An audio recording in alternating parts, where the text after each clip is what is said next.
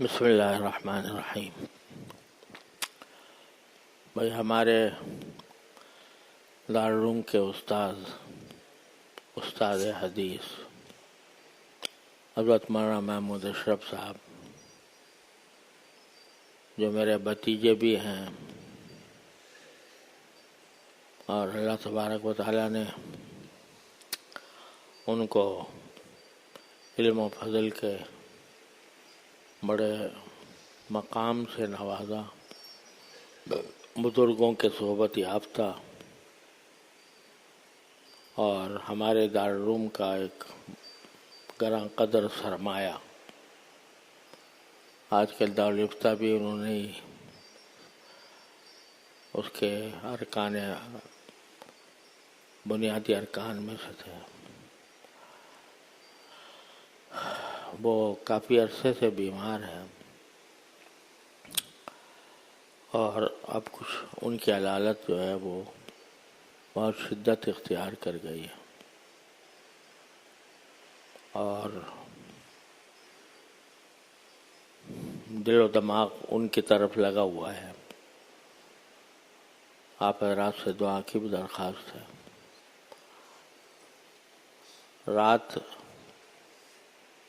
رات کیا بلکہ عصر کے بعد ڈاکٹر صاحبان آئے ہوئے تھے، تو اپنے آپ کو بے بس محسوس کر رہے تھے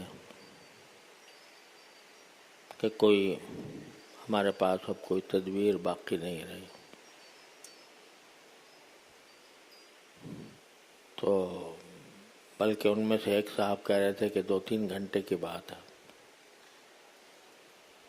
لیکن الحمدللہ ابھی تک بقید حیات ہیں، سانسیں چل رہی ہیں، لیکن بظاہر حالات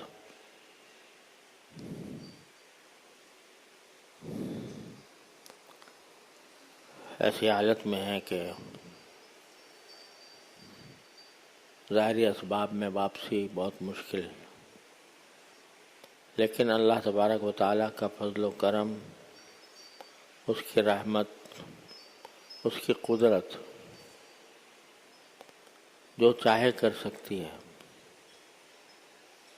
اور دعا کا دامن کبھی بھی نہیں چھوڑنا چاہیے۔ اللہ تبارک و تعالیٰ سے مانگتے رہنے کا۔ دعا ایسی چیز ہے کہ جو ہر حال میں فائدہ ہی فائدہ ہے۔ جس چیز کی دعا کی جا رہی ہے وہ ملے یا نہ ملے،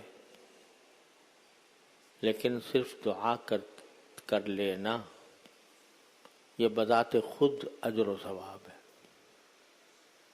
بذات خود عبادت ہے۔ حدیث میں فرمایا کہ الدعاء هو العبادہ، دعا ہی عبادت ہے۔ تو جب بندہ کوئی دعا کرتا ہے، چاہے وہ اپنے کسی دنیاوی مقصد کے لیے کر رہا ہو کہ یا اللہ مجھے صحت دے دے، یا اللہ مجھے رزق دے دے، یا اللہ مجھے ملازمت دے دے، یا اللہ مجھے روزگار دے دے، دنیا کے کام کے لیے دعا کر رہا ہو تو بھی عبادت ہے۔ بعض لوگ یہ سمجھتے ہیں کہ دعا اگر دین کے کام کے لیے کی جائے تو عبادت ہوگی، اور دنیا کے لیے کی جائے تو عبادت نہیں ہوگی۔ ایسا نہیں ہے۔ دنیا کے کام کے لیے بھی اگر کوئی دعا کرے کہ اللہ میرے کاروبار میں برکت عطا فرما دے مثلا، یا مجھے رزق میں کشادگی عطا فرما دے، تو یہ بذات خود ثواب کا کام ہے۔ مطلب کیا ہوا کہ دعا کرتے ہی اس کی قبولیت اس معنی میں تو فوراً ہو جاتی ہے کہ آپ کے ایک نیکی لکھی گئی اللہ تعالیٰ کے ہاں، ثواب کا ایک کام لکھا گیا۔ آپ نے دعا مانگی یا اللہ میرے فلاں عزیز کو صحت عطا فرمائے، ہم اگر دعا کریں آپ یا اللہ محمود اشرف صاحب کو صحت عطا فرما دی، تو یہ دعا کرتے ہی ہمارے اجر و ثواب کے نامہ اعمال میں نیکیوں کا اضافہ ہو گیا فوراً. تو اس معنی میں تو دعا فوراً قبول ہو جاتی، کوئی اس میں تخلف نہیں ہوتا، کوئی دعا ایسی نہیں ہے جو قبول نہ ہو، اس معنی میں کہ فوراً ثواب مل جاتا ہے. اگر فرض کرو ایک آدمی بیمار ہے اور بیماری کے علاج کے لیے وہ کوئی دوا استعمال کرتا ہے، کوئی علاج کرتا ہے، تو علاج بذات خود مباح ہے، مباح کام ہے، یعنی جائز ہے. اور اگر کوئی سنت کی نیت سے کرے تو سنت کا بھی ثواب. لیکن اگر کوئی نیت بھی نہ کرے، ایسے علاج کر رہا ہے تو جائز تو ہے، لیکن اس پر ثواب مرتب ہونا بغیر نیت کے نہیں ہوتا. دعا جب ہم کرتے ہیں کہ یا اللہ مجھے صحت عطا فرما دے، تو چاہے نیت ثواب کی ہو یا نہ ہو، فوراً ثواب لکھا جاتا ہے. کیونکہ اللہ تبارک و تعالیٰ یہ فرماتے ہیں بندے نے مجھے پکارا، بندے نے مجھ سے مانگا، بندے نے مجھ سے تعلق قائم کیا، تو اللہ تبارک و تعالیٰ اس تعلق قائم کرنے پر اجر و ثواب لکھ دیتے ہیں. تو اتنی بڑی چیز ہے دعا، ہے تو اتنی بڑی چیز، ثواب مل رہا ہے. ہر دعا جتنی مرتبہ دعا مانگو گے اتنا ہی ثواب میں اضافہ ہوتا چلا جائے گا، نیکیاں بڑھتی چلی جائیں گی. ہے تو اتنی عظیم چیز، اس کے لیے شرائط اللہ میں نے کچھ بھی نہیں رکھی. یہ بھی نہیں کہ وضو سے کرو، باوضو ہو تب کرو. یہ بھی نہیں کہ قبلہ رخ ہو کے کرو. یہ بھی نہیں ہے کہ مصلی پہ بیٹھ کے کرو. اور یہ بھی نہیں ہے کہ اطمینان سے بیٹھ کے کرو. جس حالت میں بھی کر لو، کھڑے بیٹھے اٹھے چلتے پھرتے، جتنی مرتبہ دعا کرو گے اتنا ہی ثواب میں اضافہ ہوتا چلا جائے گا. اس معنی میں ہر دعا قبول ہوتی. تو اللہ نے آسان اتنا کر دیا. نماز کے لیے وضو ضروری ہے، دعا کے لیے ضروری نہیں. یہاں تک کہ جنابت کی حالت میں بھی، جبکہ غسل فرض ہوتا ہے، واجب ہوتا ہے، اس وقت میں بھی نماز تو نہیں پڑھ سکتا آدمی، تلاوت بھی نہیں کر سکتا، دعا کر سکتا ہے. عورتیں ایسی حالت میں ہوتی ہیں جن میں نماز بھی نہیں پڑھ سکتی، روزہ بھی نہیں رکھ سکتی، ناپاکی کی حالت میں ہوتی ہیں. تو اس میں نماز بھی نہیں پڑھ سکتی، روزہ بھی نہیں پڑھ سکتی، تلاوت بھی نہیں کر سکتی، دعا کر سکتی. یہاں تک کہ قرآن کریم کی وہ آیتیں جو دعائیں ہیں قرآن کریم میں، وہ تلاوت کی وجہ کتابت کی نیت سے نہیں بلکہ دعا کی نیت سے کریں تو جائز ہے، ناپاکی کی حالت میں. جنابت کا بھی حکم ہے، ربنا آتنا فی الدنیا حسنہ وفی الآخرۃ حسنہ وقنا عذاب النار، مثلا یہ دعا ہے، یہ آیت ہے قرآن کریم کی. لیکن دعا کی نیت سے پڑھے، جنابت میں پڑھے، ناپاکی میں پڑھے تو بھی جائز ہے. تو ہے اتنی عظیم چیز، آسان اتنا کر دیا کہ صرف زبان ہلانے کی بات ہے اور کچھ بھی نہیں، کوئی شرط نہیں.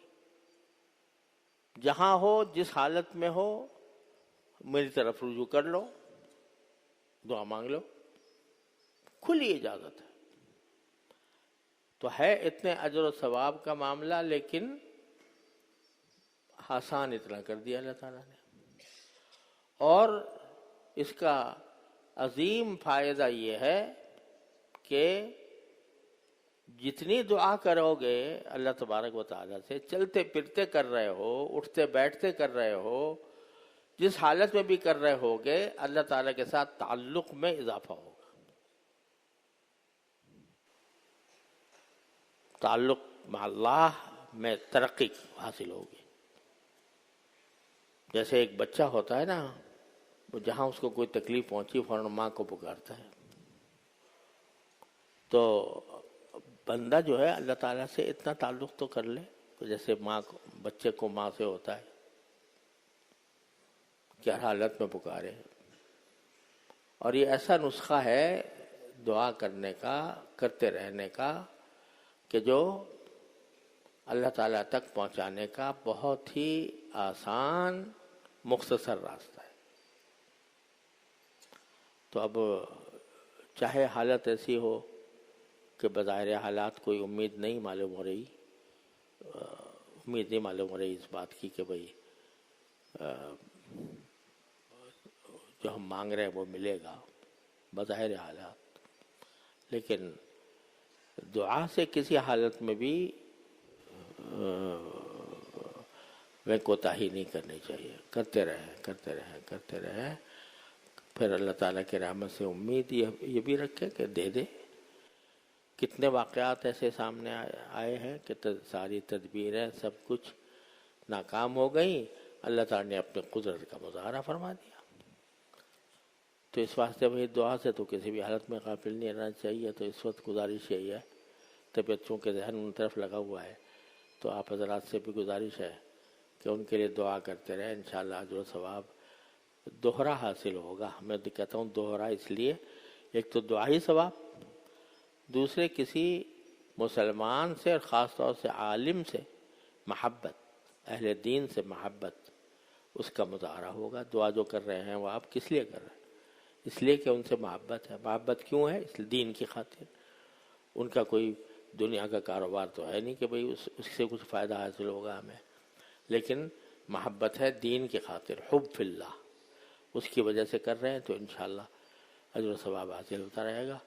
اللہ تعالیٰ آپ سب کو، ہم سب کو توفیق عطا فرمائے.